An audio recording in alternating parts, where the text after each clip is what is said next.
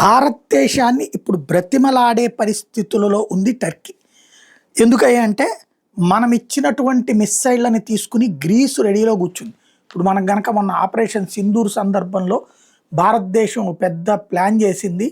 12 అణు బాంబుల్ని, అణు వార్హెడ్లని ఆమె పాకిస్తాన్ వైపు మోహరించింది అన్నటువంటిది తాజాగా సిప్రి వాళ్ళ నివేదిక.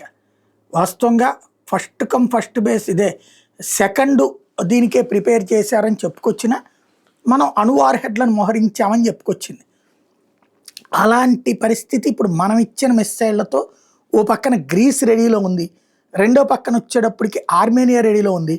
550 కిలోమీటర్లు వాస్తవంగా గ్రీస్కి టర్కీకి, ఇప్పుడు 1000 నుంచి 1500 కిలోమీటర్ల దూరంలో లక్ష్యాన్ని ఛేదించగలిగినటువంటి మిస్సైల్స్ మనం ఇచ్చాం ఇప్పుడు గ్రీస్కి. దాంతో ఎకనైనా ఆపేసేయండి, మీరిస్తే మా ప్రాంతంలో అంతర్గత సంక్షోభం వస్తుంది అంటూ బతిన్లాడేటటువంటి పనిలో ఉంది టర్కీ.